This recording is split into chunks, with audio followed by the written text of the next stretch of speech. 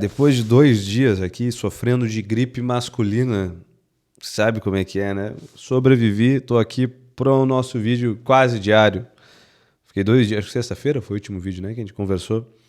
E hoje eu quero falar com você sobre a para de procurar química e começa a procurar critério em relacionamento, tá? A gente percebe o seguinte, que muitas vezes, pelo menos eu percebo, né, pautado em relacionamentos, as pessoas às vezes se colocam assim, poxa, mas eu tenho uma química incrível com aquela pessoa. E o beijo é essencial, Diego, o beijo tem que ser assim. E aí as coisas vão, né? Parece que tem uma química muito boa. E aí, sei lá, lá pelas tantas a coisa começa a pegar fogo. Começa em chamas, tem briga. Às vezes já tá num relacionamento, né? E, e vem esse drama, assim, né? Caraca, parece que a química não é suficiente. Ou parece que a química vai embora quando esse tipo de coisa acontece. E isso mata mais relacionamento do que traição e distância, até inclusive, e dificuldade de comunicação, etc. Mas essa falsa ilusão de que química funciona, ou seja lá o que a gente chama de química, é isso que eu quero trazer contigo nesse vídeo hoje, a gente jogar uma luz sobre isso que talvez a gente chama de química. Pode ser a questão da afetividade, etc. A gente passa a vida inteira pautado numa cultura até romântica, a gente pode dizer, né? Pautada de novela da Globo, pautada de se faz sentir, faz sentido. A gente vê desde, sei lá, dos filmes de Natal até comercial de TV, sempre a mesma mensagem ali. Que tá nisso, né? Se faz sentir, faz sentido.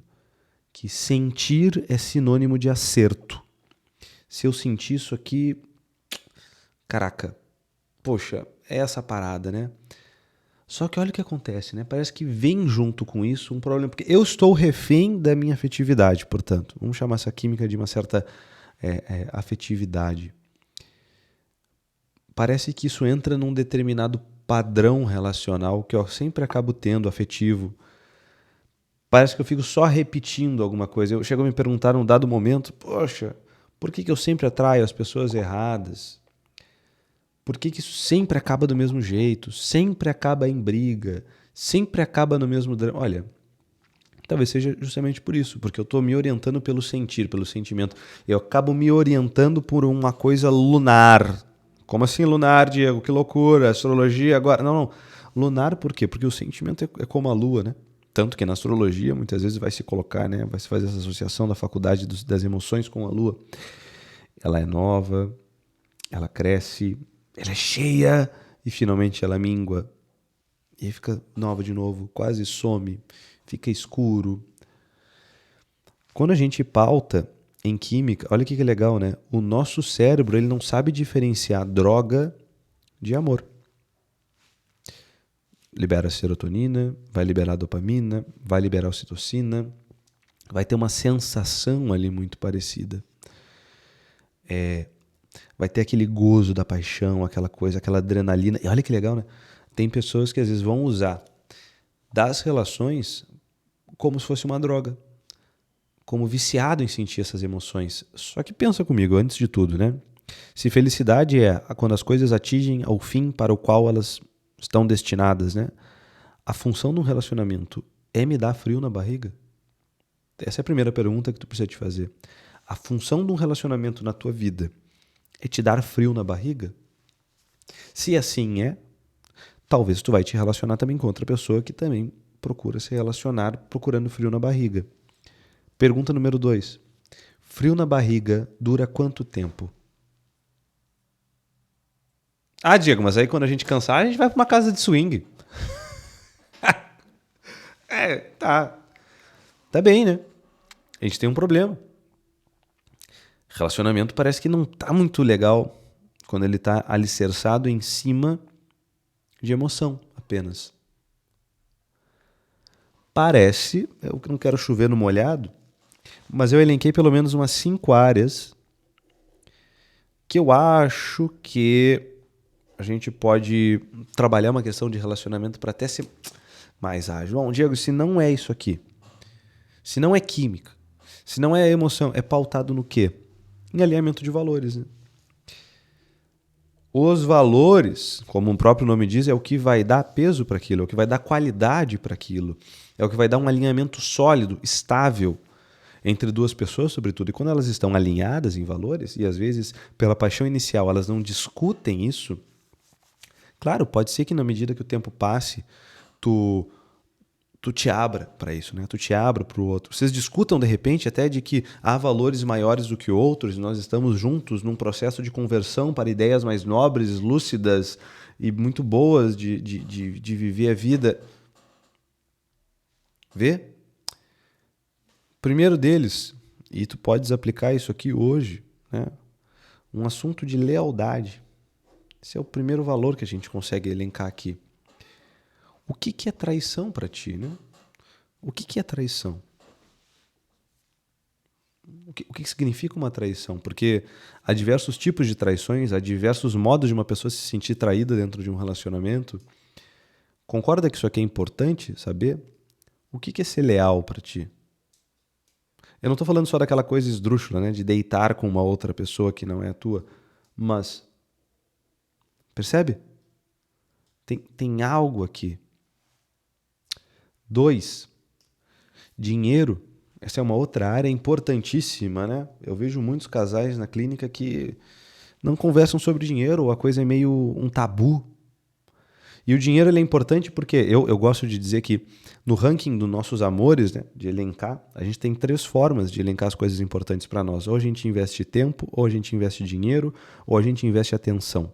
Claro, a atenção, ou as 3 coisas, né? A atenção é mais importante, é que mais dá gravidade para a coisa.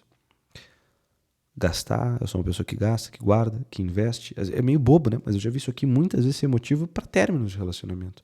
Como é que é? As dívidas, elas são escondidas, elas são compartilhadas, as minhas dívidas são tuas, as tuas dívidas são minhas. Quais são?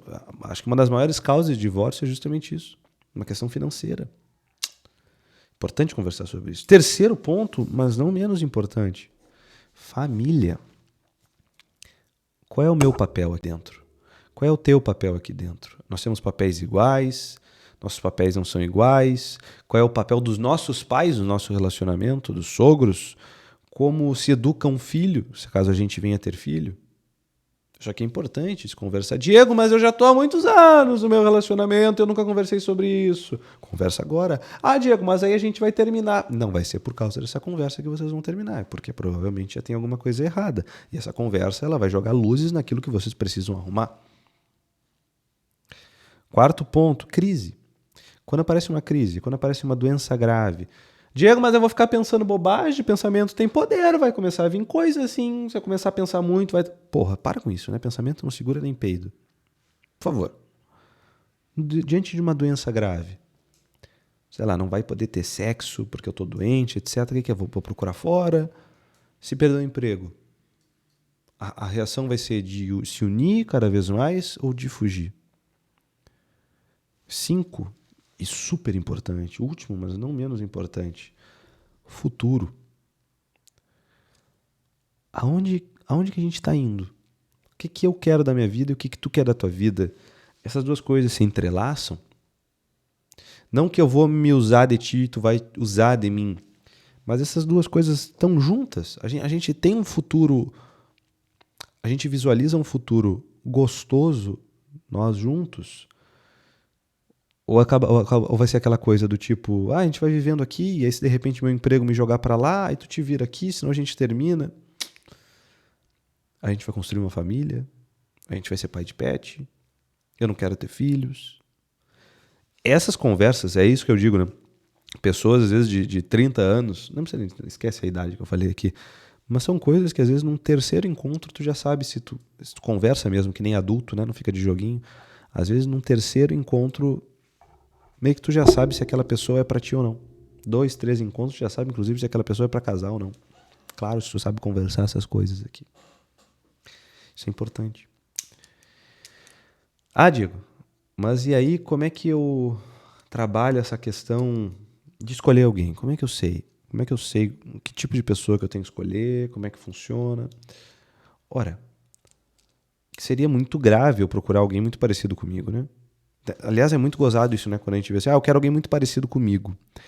claramente é uma pessoa que está meio narcisista, né? Porque ela não contempla os seus próprios defeitos e nós somos os primeiros a nos afetar pelos nossos próprios defeitos, então que menos a gente quer mais defeito como o nosso por perto.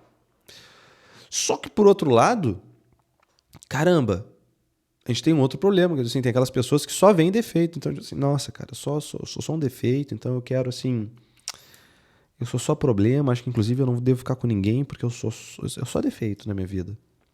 Não, só um pouquinho, né? Então eu gosto de pensar que num relacionamento a gente vai se relacionar com aquelas pessoas que têm as virtudes que nos faltam e os defeitos que a gente pode suportar. Eu gosto dessa frase, desse jargão, assim, meio... Eu acho ele interessante, né? Sei lá, se eu sou meio pessimista, de repente uma pessoa mais otimista na minha vida. Só que olha que legal, às vezes, se eu não entro em contato com os meus próprios defeitos, eu posso achar, inclusive, que essa qualidade do outro é um defeito. Por exemplo, se eu sou mais pessimista e eu acho que ser pessimista, na verdade, é uma qualidade minha, e o outro é otimista. Não, o outro é ingênuo. Então, o que era para ser uma virtude do outro, eu acabo chamando de defeito porque eu não quero reconhecer que isso em mim é um defeito. Isso acontece muito. Então é muito importante eu ter essa questão de autoconhecimento, né? Isso aqui é muito importante em relacionamento mesmo, né? Porque eu não estou me relacionando... Olha, percebe que eu não estou me relacionando com o outro por defeitos ou por virtudes. Claro, eu estou me alinhando aos valores. Mas eu preciso saber suportar, né? Eu preciso ter um... Olha, eu consigo suportar os defeitos dessa pessoa, eu preciso conhecer os defeitos dela. Eu já consigo ter um vislumbre, né? Claro, na medida que a gente fica mais velho, espera-se, né? Mais virtuoso, a gente consegue suportar mais defeitos, e porque na medida que a gente vai envelhecendo, vai aparecendo mais coisas, a gente vai entrando em contato com os outros de perto, todo mundo tem defeitos, até a estátua de Davi de Michelangelo, tu vai chegar perto, é cheia de rachadura, aquela coisa que é para ser um ser humano, desenho de um ser humano perfeito. Então, a procura dessa complementaridade, é legal olhar por esse lado, né? Então, assim, percebe como química, no final das contas, é uma coisa muito tola? É tolinho. É importante ter aquele fogo no periquito? É importante ter aquele fogo no Rex? Pode ser bom, mas pode atrapalhar. Isso tem que estar subordinado a outras coisas. Isso não pode ser determinante. Se isso é determinante... Ah, Diego, mas tem pessoas que eu tenho uma completa aversão. Às vezes é mais psicológico, né? Porque fogo, essa coisa biológica, é muito mais estímulo, é uma coisa muito mais instintiva, é muito mais de mamífero. São duas pessoas saudáveis, não tem como duas pessoas saudáveis não sentirem uma atração por outra. Saudável mesmo, que eu tô falando lá da área da Yalana, da minha mulher, da nutrologia mesmo. Assim, vai cuidar do biológico, vai lá marcar uma consulta com ela, tem alguma coisa errada com teus hormônios aí, ou o outro lá realmente tá um gordo, desleixado, fudido, mas não tem, porra. Aí te dou total razão, né? Então para de ficar caçando faísca para relacionamento, procurando que com faísca tu vai construir alguma base sólida de relacionamento. Valores alinhados, virtudes que me faltam, defeitos que eu posso suportar, dá uma estrutura muito mais sólida. Porque até fazer isso diz algo muito sobre mim.